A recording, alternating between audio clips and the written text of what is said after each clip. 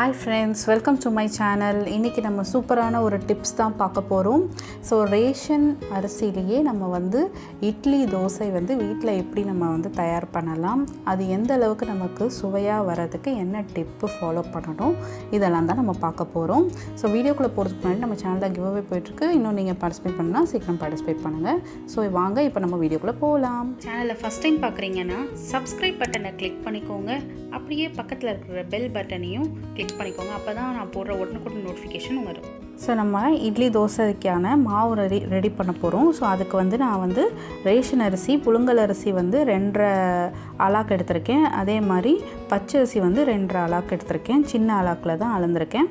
அதை வந்து நம்ம ஒரு 5 வாட்டி இந்த மாதிரி அலசினீங்கன்னா இந்த மாதிரி தண்ணி வந்து நமக்கு கிடைக்கும். நல்லா அழுக்கு அப்போ தான் போகும். 5 வாட்டி வந்து அலசணும். அலசிட்டு இந்த தண்ணி வேஸ்ட் பண்ணாதீங்க. இது நீங்கள் செடிங்களுக்கு ஊற்றினீங்கன்னா நல்லாயிருக்கும். அதுக்கப்புறம் பார்த்திங்கன்னா நம்ம நல்லா அலசினதுக்கப்புறமா நம்ம தண்ணி மூழ்கிற அளவுக்கு ஊற்றிட்டு உப்பு வந்து சேர்த்துக்க போகிறோம். உப்பு சேர்க்கும் போது உங்களுக்கு ரேஷன் அரிசியோட அந்த ஸ்மெல் வந்து வரவே வராது. நான் வந்து 2 அரிசியுமே ரேஷன் அரிசி தான் சேர்த்துருக்கேன். ஸோ நீங்கள் வேணும்னா விருப்பப்பட்டால் நீங்கள் இட்லி அரிசி கூட சேர்த்துக்கலாம், தப்பு கிடையாது. அதுக்கப்புறம் பார்த்திங்கன்னா ஆஸ் யூஷுவல் நம்ம வந்து வெந்தயம் வந்து ஒரு 2-3 டேபிள் ஸ்பூன் அளவுக்கு அந்த அரிசிக்கு ஏற்ற மாதிரி சேர்த்துருக்கேன். நான் வந்துட்டு 2.5 கப் எடுத்திருக்கேன்.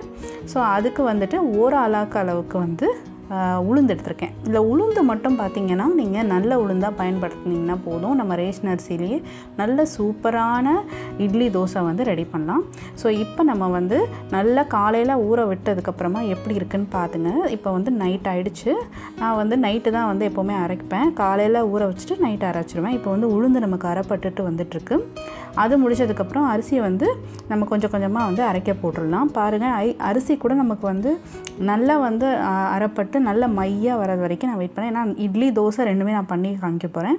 ஸோ அதனால ரெண்டுத்தையும் நல்லா வந்துட்டு நம்ம நைட்டு ஃபுல்லாக ஊற விட்டுட்டு காலையில் நம்ம வந்து யூஸ் பண்ணணும். நம்ம வந்து உப்பு ஆல்ரெடி சேர்த்துக்கிறதுனால உப்பு எதுவுமே பிசையாமல் அப்படியே வந்து விட்டுட்டிங்கன்னா பாருங்கள், நமக்கு வந்து காலையில் இந்த மாதிரி பொங்கி வந்திருக்கணும்.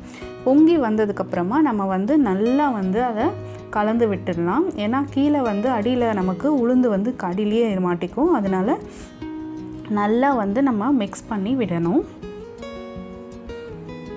நல்லா அந்த கரண்டி விட்டு அடியிலருந்தே மேலே வரைக்கும் நல்லா மிக்ஸ் பண்ணி விட்டுருங்க. மிக்ஸ் பண்ணதுக்கப்புறம் நமக்கு தோசைக்கு தேவையானதை எடுத்துக்கோங்க. இட்லிக்கு தனியாக நான் தேவையானதை எடுத்துகிட்டு இப்போ உங்களுக்கு நான் வந்துட்டு ரெடி பண்ணி காமிக்கிறேன். ஸோ ஃபர்ஸ்ட் நம்ம வந்து தோசை சுட்டு பார்க்கலாம். ஸோ தோசைக்கு ஆஸ் யூஷுவல் நம்ம கொஞ்சமாக தண்ணி யூஸ் பண்ணி சுட்டு காமிக்கிறேன். உங்களுக்கு எவ்வளோ சூப்பராக வந்திருக்குன்னு பாருங்கள். ஸோ தோசை வந்து பார்த்திங்கன்னா நமக்கு நல்லா வந்து சாஃப்டாகவே வந்திருக்கு. நீங்கள் தோசைக்கல் எது வேணால் யூஸ் பண்ணிக்கோங்க. உங்களுக்கு இதே மாதிரி நல்லா தின்னாக சாஃப்டாக அழகாக வந்து செஞ்சிடலாம். அப்புறம் டேஸ்ட் பார்த்துக்கிட்டிங்கன்னா நல்லா வந்து ஒரு தோசை மாதிரி இருக்கும். அந்தளவுக்கு நல்லா டேஸ்ட்டாக இருக்கும். இதே நீங்கள் கடையில் வாங்கி செய்கிற மாவில் கூட அந்தளவுக்கு உங்களுக்கு டேஸ்ட் வராது. வீட்டில் இதுலேயே வந்து நீங்கள் அந்தளவுக்கு சூப்பராக செய்யலாம். ஸோ இந்த மாதிரி நான் வந்து தோசை சூப்பராக வந்து செஞ்சுருக்கேன். அடுத்து வந்து நம்ம இட்லி செய்யலாம். ஸோ இட்லியும் அதே மாதிரி நான் இப்போ வந்து ஒரு 2 தட்டு சுட்டு எடுத்திருக்கேன்.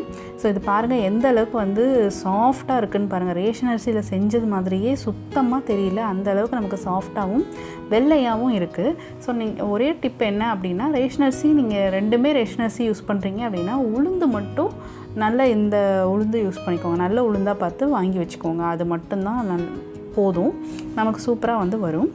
இப்போ நான் இதை பிச்சு காமிக்கிறேன் எந்த அளவுக்கு சாஃப்டாக இருக்குதுன்னு பாருங்கள். ஸோ நார்மலாக வந்து இந்த ரேஷன் அரிசியில் பண்ணால் கல் மாதிரி வந்துடும் அப்படிலாம் சொல்லுவாங்க.